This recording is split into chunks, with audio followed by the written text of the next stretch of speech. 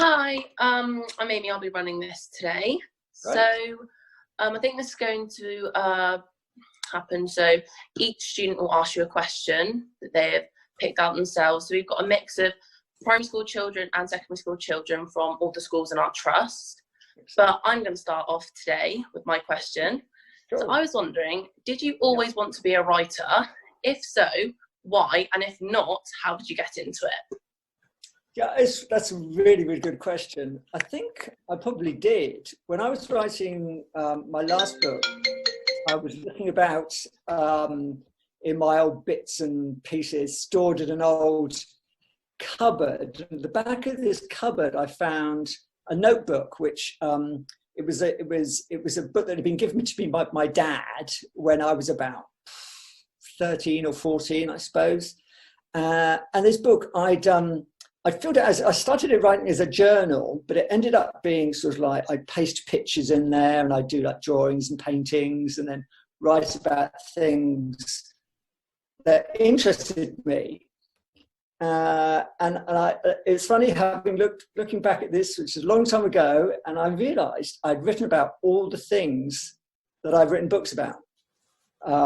So sort of history, art. I've always been really interested in art ever since I was a boy. And then I opened up one page and there's this great big breaching killer whale, an orca, that I painted in my book with poster paints.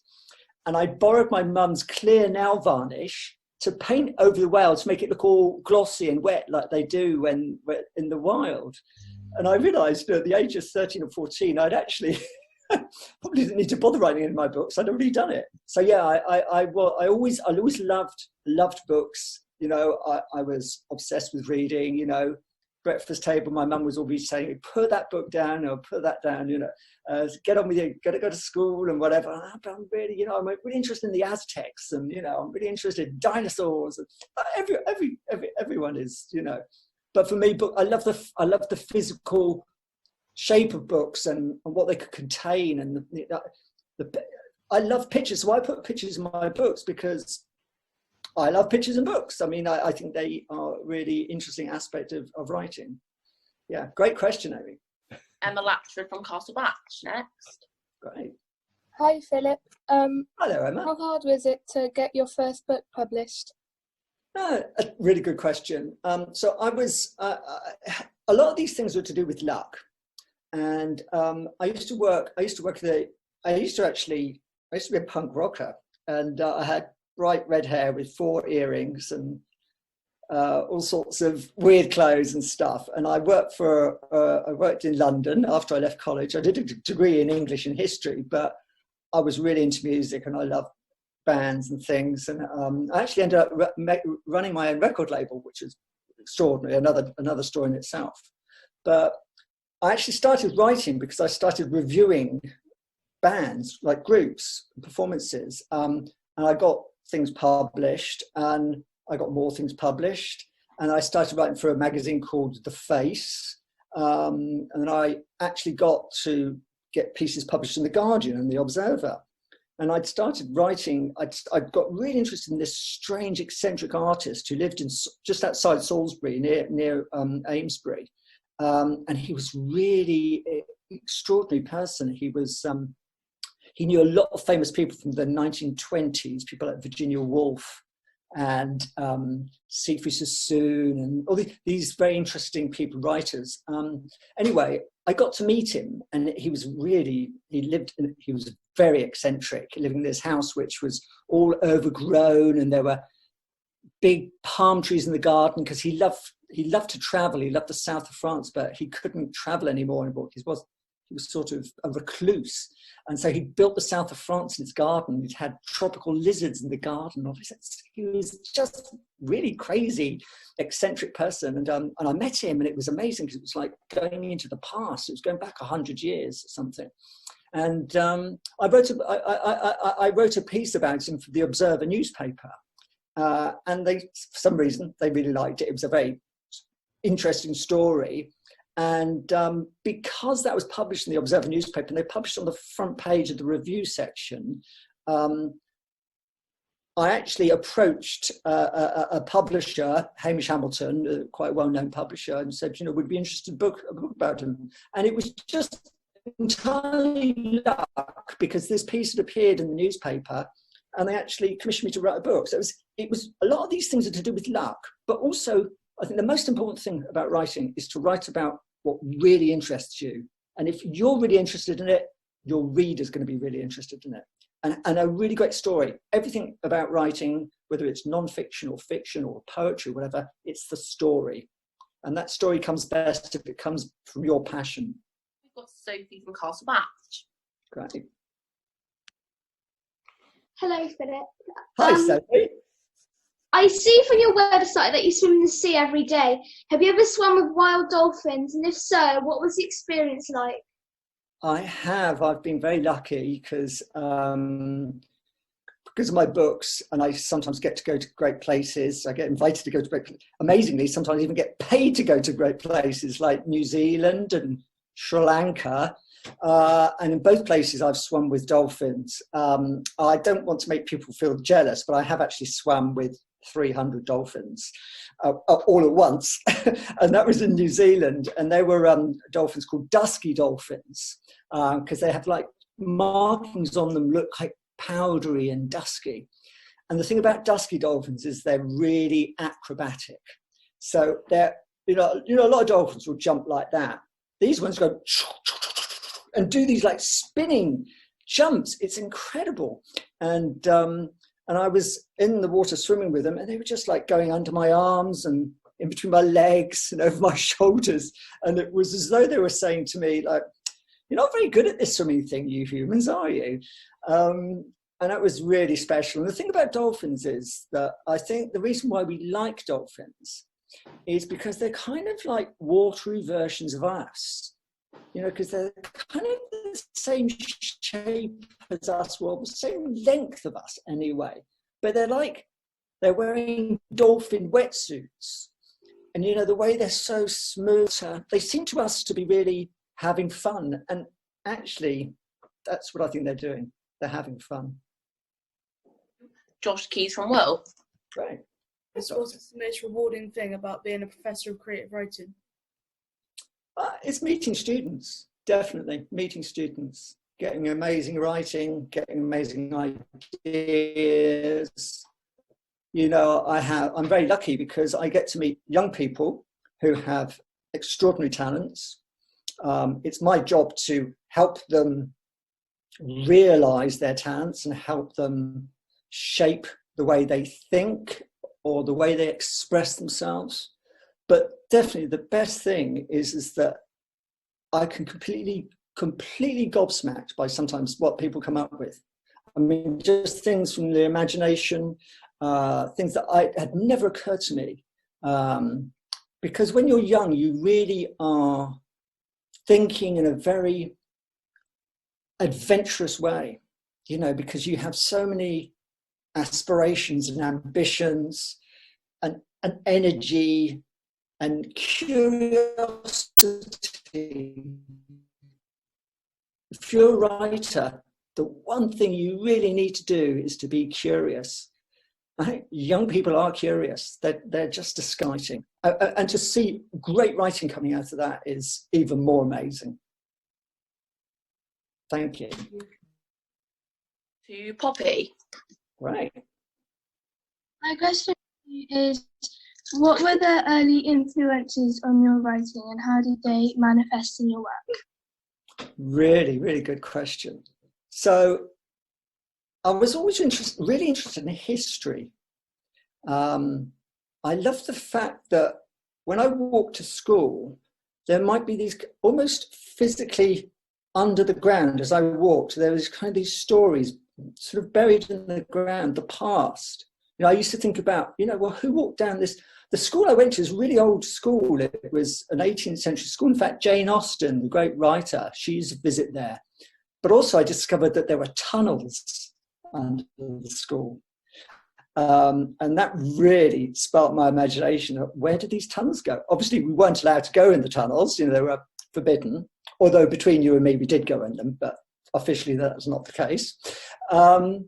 So what really interested me is the kind of stories that are in places. And this house was quite spooky, you know, and I think what makes something spooky? It's spooky because it's got another story.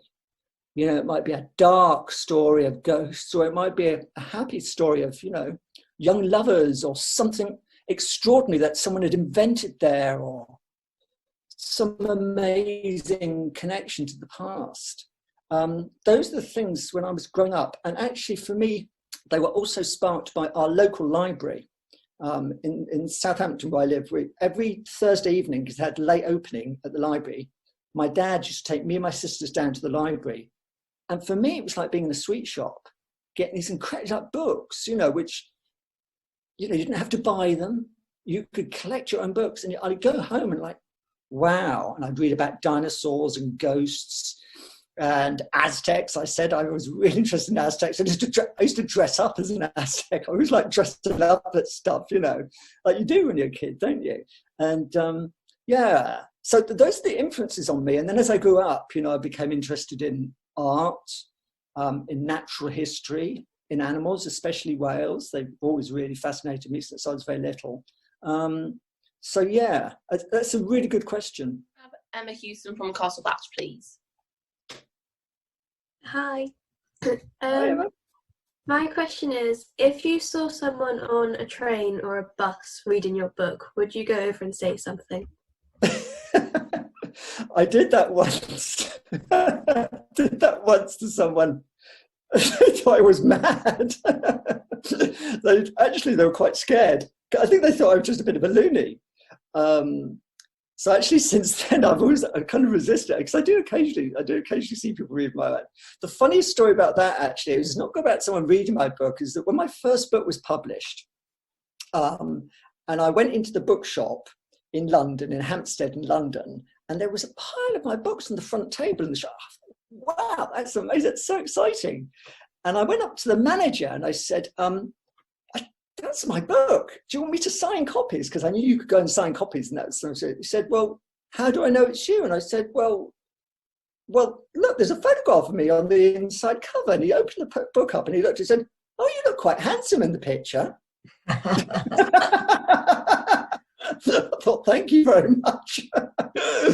So yeah, I love it. You know, sometimes the thing about, you know, because sometimes I've done a bit of TV and stuff, so sometimes I get recognised. But sometimes that, again, it's not always good. So like, as you probably know, I swim every day. And sometimes when I'm swimming down, I swim at night often, so it's dark, so people aren't there usually. But sometimes when I swim in the daytime, and sometimes I'm getting out, you know, and when I'm swimming, if you're swimming in January or February, it's really cold and you're really trying to get dressed and get warm. And sometimes people stop and say, oh, you're Philip Hoare, you write about swimming. And so yeah, I'd love to have this conversation with you, but actually I'm really freezing. I need to put my clothes on. So sometimes it's, you know, but I always love talking to people who have read my work. I mean, that's the most exciting thing. And when I go, I mean, things like this, when I'm talking to you, I love it, because as a writer, you know yourself, when you're doing your schoolwork, it's quite a lonely thing, isn't it? You're in a room, you're on your own, you know, sometimes it's boring, you know. It's great to like break out of that and speak to people and talk about the things you're interested in. So yeah, very good question. I love your questions. We have Henry now, please. My question is, what gave you the idea to help start the Moby Dick Big Read? Whoa, these are really good questions. So, Moby Dick, which is the best book ever written about whales, amazing book, but it also happens to be 650 pages long.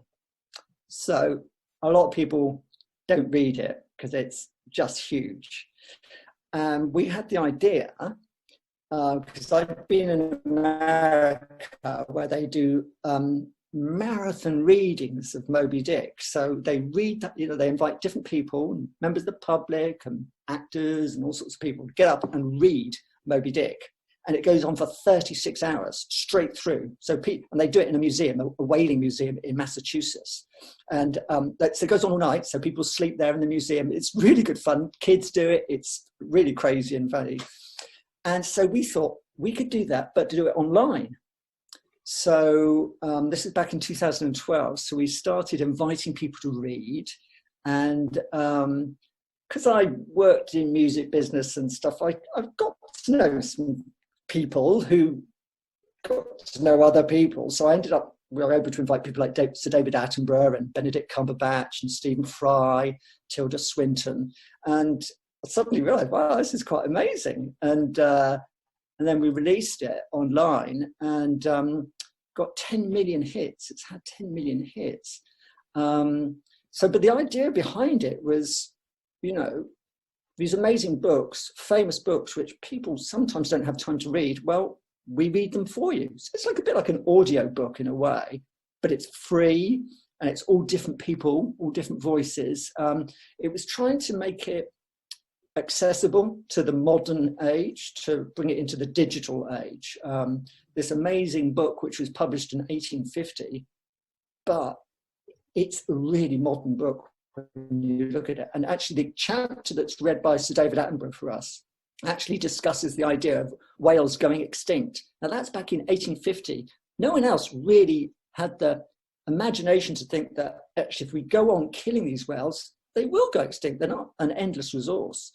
And so when Sir David Attenborough read that chapter about whales going extinct, it was amazing because we all know David Attenborough is probably the biggest person championing animals in the world. And so for us, that's why we did it, is to bring awareness to people of the book, but also of the animals too.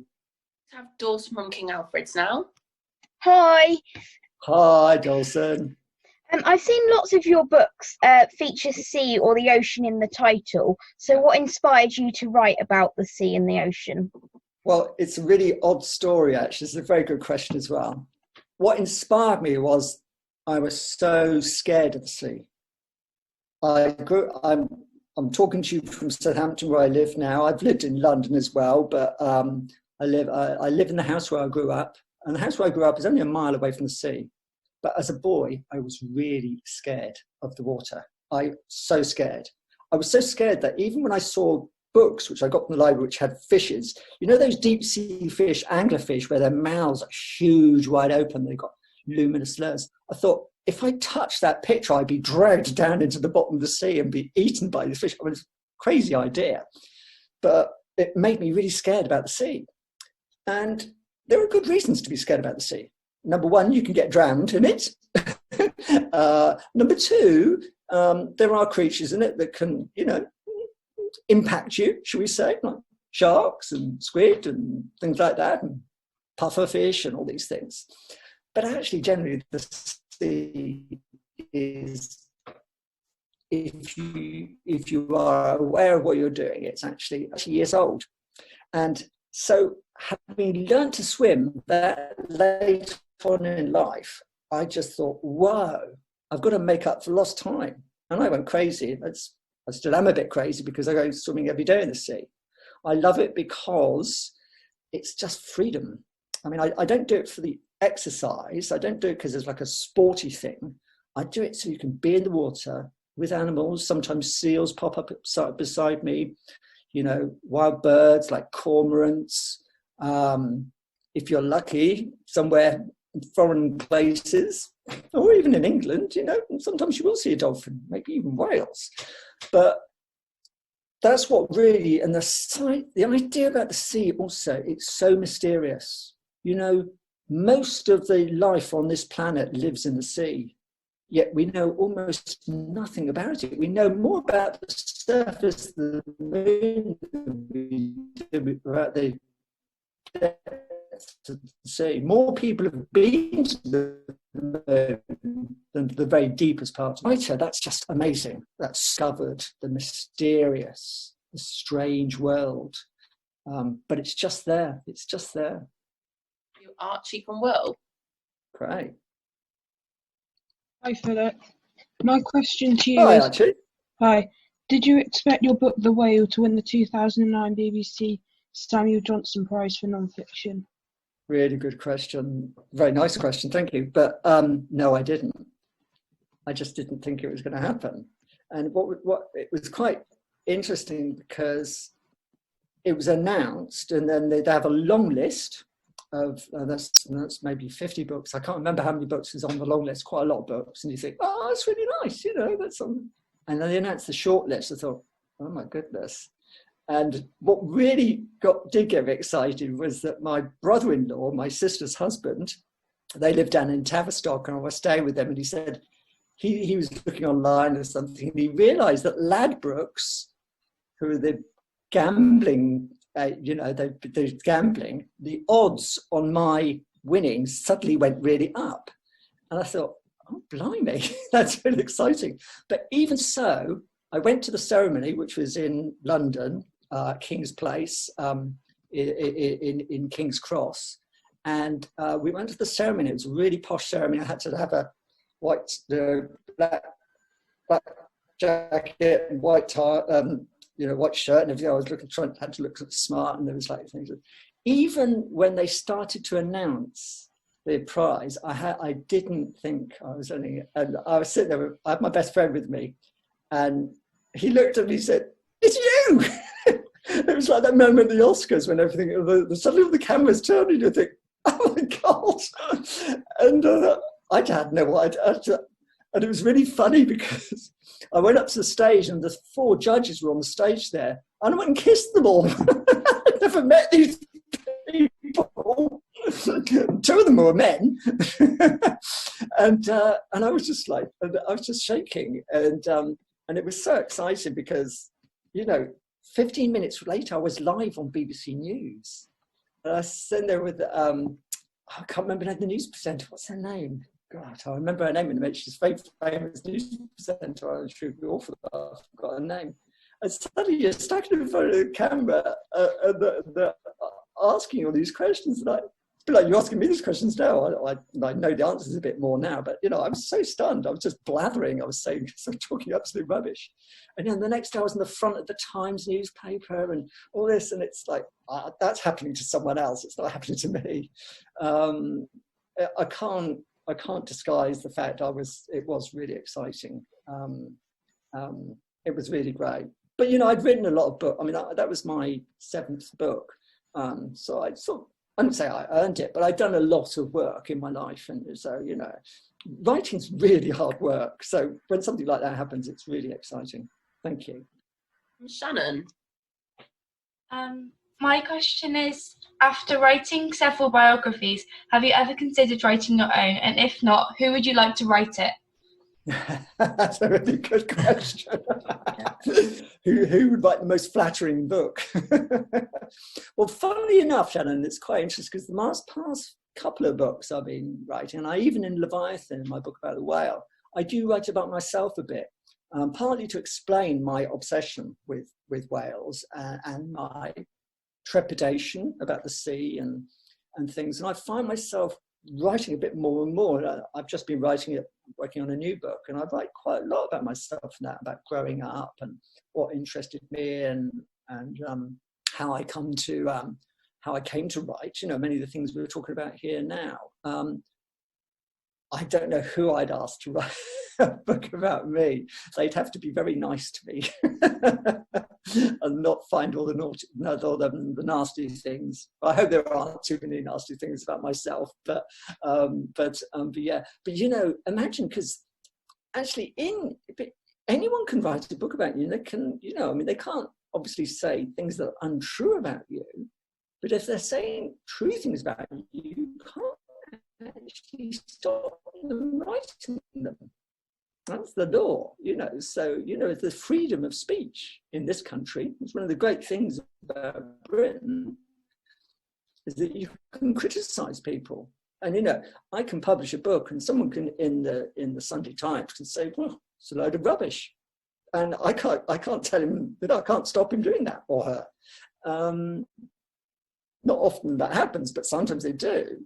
And that's the great thing about our countries. Some countries don't have, we're talking about journalism here, if they speak the truth, as you know, danger of death. We're very lucky, and really, really lucky in this country that we can speak our mind. So if you wanted to go tomorrow or even today and write on Twitter how rubbish Philip Hoare is as a writer, I can't stop you, because that's your opinion. And you're allowed to say that. And I would really defend that too. Great question. From Tamsin, please. Hi, Philip. My question is, Hi, Tamsin. which of your books depict specific seaside places, and which seaside places are they? Oh my goodness, that's such a good question. You might not stop me talking now, because the thing of my favourite seaside place is a place in New England in America, North America, called Cape Cod. And Cape Cod it's a big sort of, it's held out from the coast of America, comes out a big sandy spit. So it's right out into the Atlantic Ocean. At the very tip of the spit, there's a place called Provincetown. Now, sadly, Provincetown used to be a whaling town. It used to be a place where they used to go places in the world to see whales, to go whale watching. So for that reason, of course, that's why I really like it. It's where I saw my first whale in the wild. It's what started me on my whole sort of writing career about writing about whales. But it's also just such a beautiful place as well. That the beach, and yourself alone on the beach there. Big, long beaches, amazing beaches. It has amazing stories. It was first discovered by the Vikings. It's probably the first piece of America, of North America, certainly in the United States. It was discovered by Europeans. It's where the Pilgrim Fathers, the Mayflower, arrived in 1620, which we're celebrating this year. For me, I'm very interested in history, but I'm interested in animals. The animals there are amazing. Like have a lot of seals there, which they call it hauling out. They haul out onto the beach. So you're walking on the beach, and there'll be like 100 seals on the beach, 100 seals on the beach. Unfortunately, in recent years, because there's so many seals now, the seal population is growing. That also brings another animal. I wonder if you can guess what it is. Dun, dun, dun, dun, dun. I'm trying to do the sound from Jaws. Great white sharks. So now great white sharks are very frequent visitors to Provincetown, as well as the tourists, which is quite scary because they have actually attacked human beings. So that's quite scary. But also, in the balance of the natural world, there's lots of food, seals around for them. So that's where the sharks are. And I kind of really love that. I love the fact that a place in America, which is a very, in many ways, overdeveloped place in a way, there's a lot of people there. You can still have a natural place where there are seals and sharks and whales and human beings still living in a kind of very close relationship.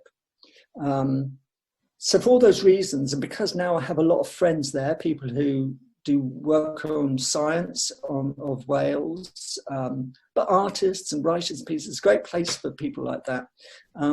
That's really pretty much my favourite seaside place, actually. Hi, Philip. Would you be able to give us your top 3 tips on writing?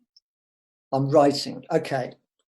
Number 1, write about what really interests you. I mean, just that, because that's, as I said earlier, if you're interested, everyone else is going to be interested. You could write about a bar of soap. But if you're a great writer, you could write something amazing about that bar of soap. What's its story? Number 2, you have to be really patient and you have to work really hard, because a lot of writing, as I know that you will all know now, it's not just about the first draft, it's actually getting it right, polishing it, making sure that the words are right, the spelling's right, the grammar's right, that it's conveying what you want it to say. So that's the other thing. That's number 1. 2 is actually application, is just having the patience to keep working at it. And number 3 is actually not to give up. Don't give up, because if you really love writing, you will be successful at it. I'm not saying you're going to be like, amazing bestseller, or you might not even make your career out of it, but you will write for yourself. And this is the thing that I've really learned for writing, is not to think about you've got to enjoy the writing. If you're not enjoying it, what's the point doing it? You know, I mean, it's different for you when you're in school because you're kind of doing it as work. But when you grow up, writing is just something, it's all human beings are creative. We all want to create something, whether it's a cake or a book or anything really, you know, building something. We want to make things. We love making things. And whether it's writing or engineering or whatever you think, you know, caring for people, these are expressions of your own creativity. So the number 3 is really enjoy it. And it's like, sometimes people say to me about writing books, it's, oh, it must be great when it's all published, or, you know, when you have a party to celebrate the book. Actually, yeah, it is, but that means that's the end of your fun with the book. You're having fun with the writing when you're doing it and getting it really right. And that's really the most rewarding thing. So I think enjoy that process. Is there only just one final tip you've got for any of our young people here who want to be writers and journalists, but particularly about starting to write? I mean, sometimes isn't it the hardest thing as well to start? How do you start to write? You read like a lot, you know, and that, you know, and don't be worried about it. People think that maybe you're like copying or stuff, but you're inspired by the writers. That's what inspires you. And if you don't read, is the way other people, you know, the people who move you, the books that move you, the things that interest you, you know. And remember, writing is in so many things. It's in TV, it's in theatre, it's in movies. There are so many things, you know, in business, in presentations, in the way you express yourself. Writing is at the key, it's the heart of that. So so it's actually reading and thinking about words in that way. That for me, it's reading. That's number 1. Only a slightly facetious question to you, Philip. I was looking at your Wikipedia entry earlier on this morning, and I see that you weren't actually born as Philip came into the world as sharing the name with a famous TV astronomer. That's very funny, because this will mean nothing to our younger panelists or guests today, but Patrick Moore, which is the name I was born under, Patrick Moore used to be a very famous astronomer, as you say, but he was rather eccentric, as I'm sure you'd agree. He used to wear a monocle, he used to play a xylophone. He was rather big and wore kind of rather extraordinary suits. And when I started writing, I didn't want to be known as Patrick Moore, because I'd gone through all my life people saying, oh, you're not the astronomer, are you? And it gets really boring after a while. And actually, Philip is my real name, because Philip is my confirmation name. You know, I chose it when I was confirmed. And Hoare is my mother's maiden name. So it's kind of, it is sort of my name, but it's not the name I was born with. I sort of invented myself, and it happened especially because when I started writing, it was in the punk times, and everyone was inventing their own sort of characters and things then. And I thought of myself as kind of, I love David Bowie. You know, David Bowie wasn't his real name. You know, I like this idea of inventing characters in a way. You are inventing a character, but yes, well spotted. Yeah. Good morning, Philip. You know, thanks for coming along. So, do you think it's harder in these times when you've got all the time in the world to come up with new ideas and new characters, or do you think it's easier because you've got plenty of time to think? That's a really good question, isn't it? All these writers I know, they're all on Twitter saying, "Yeah, I'm going to write this amazing book." But, you know, Dave, wherever we are, we're 7 weeks in, or we're now thinking, a bit of gardening maybe. It's like, for me, it's actually because I'm in the middle of a book and I'm sort of editing it. That's kind of fairly mechanical, not mechanical, but there's something that's already down there on the page, and so. Actually, I'm finding this time really productive in a way, because, there's less, demands on your time in many ways, like sort of work-wise, so it's also a very interesting time. It's obviously unprecedented. I'll be interested to look back and see what people write at this time, whether it's fiction or non-fiction. It's interesting to look at the social media and the stuff that's coming up. There's some really creative responses to the situation.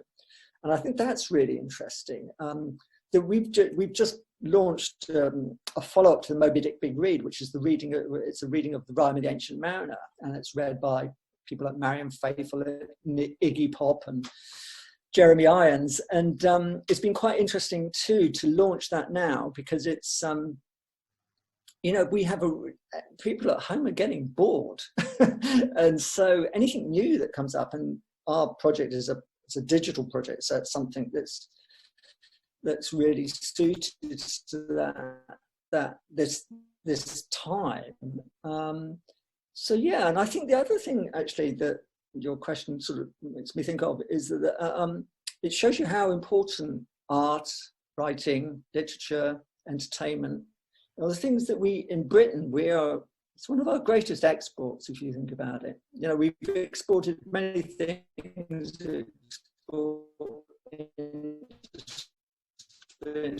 but actually probably our greatest export is our culture. What we've given the world. I think this time is really showing us that it's important that culture has a really important part to play in any way, from journalism to fine art. And so I think it's an interesting time from that point of view. Whether or not it's a good time to write, I don't know, because we're all time is weird now, isn't it? It's like, it's Friday again. How did it get to be Friday again? And is it even Friday? It's like, so I don't know. Yeah, very good question. Yeah. I'd love to ask a question. Thank you, Philip, for your time. It's been fascinating listening to you this morning. You've clearly worked really hard and you're really successful now. What would your advice be when students are struggling with their writing, when they're receiving feedback which isn't positive, glowing, it's all, this is what you need to do to improve? What would your advice be for receiving critical feedback?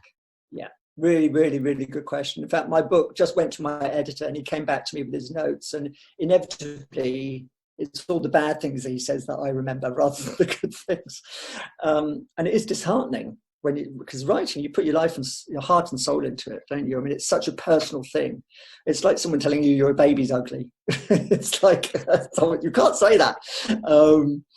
So my best thing is stop for a couple of days at least, step back, go and do something else, write something else if necessary, but step back, because if you dive right back into it, it's going to seem such a facer. Give yourself time to think about it. Think about what, the person who's given this critique, this, criticism. Try not to think of them as your worst enemy as much as they probably are. Try and think what they're trying to do for you. They're trying to do something positive for you. They're trying to steer you in a way that they think will be helpful to your piece. So try and think positively about this person, who often is, my editor's a really good friend, so it's kind of difficult. How can you say that? That's the best bit, Try and think positively about what the advice is you give them. And then number 3, sit down and do it. And if it doesn't work and you really don't think it was the right advice, stick to your guns. Stick to your guns, because it's your work, so stick to your guns and justify it. And I think you'll come to the point where, because the reason why it's so annoying getting bad criticism is because it's usually true. And you yourself know that's the bit that's actually not that good, or it goes on too long or whatever. So often it's because someone's actually caught you out in a way. You tried to get away with it, but you didn't. So I think just either admit to ground, just to try and justify it. And if you can justify it with yourself, first of all, because you've got to justify it yourself, yeah, I mean, it's worth arguing the toss. Thank you very much. It's my pleasure. Yep. Morning, Philip. Thank you very much again for all your answers. I think you've been faced with some fascinating questions this morning. I was wondering if there was one book that you could recommend that children should read by the time they left primary school, and again another one by the time they leave secondary school, what would they be?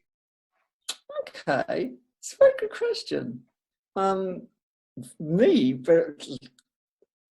really love Tales of Narnia. Like, really sparked my imagination, because I always really liked the idea of, like what Lewis did, was he kind of put them in a modern context. So this idea that you could walk through a wardrobe, and I felt, you know, I might find some old house and I could still walk into a wardrobe. Just that imagination, it's a really freeing imagination that C.S. Lewis creates in those whole stories, and they still stay with me now, you know. So I really recommend those. And I mean, and they might seem old-fashioned now, and I'm sure they do, but they are extraordinary stories. And, you know, I think any child anyone, a young person would find that. Secondary school, God, that's really difficult, isn't it? Because if you're in America, I'd say Moby Dick, because people do read it in secondary school. I wouldn't recommend it here because it is quite a big book. But, you know, I think I'd read Frankenstein by the time I left. I felt I probably had. That's an incredible book. You know, written by a teenage girl. And she created a modern myth. You know, I was talking about classical myths. I mean, she created a myth that stays with us, you know. I mean, it's an extraordinary story. And, you know, witness how many movies have been made out of it. There's a National Theatre production, actually, which is live tonight, I noticed, the one with Benedict Cumberbatch in it, and Johnny Lee Miller. I had read that by the time I left school, I think. And it's not easy to read, and Dracula as well. Because those great horror stories, you know, when you're a teenager, I really loved horror stories when I was a teenager, because they're kind of sensational. But both of those books, especially Frankenstein, it's an important literary work. And the idea that it came out of a 16-year-old girl's head, basically, that's when she started thinking about it. Thank you once again, thank you for being here. No, thank you, Amy. That was brilliant. Yeah. Philip, thank you very much indeed from us all. That was really useful. Cheers. Thanks, Amy. Great work. Thank you.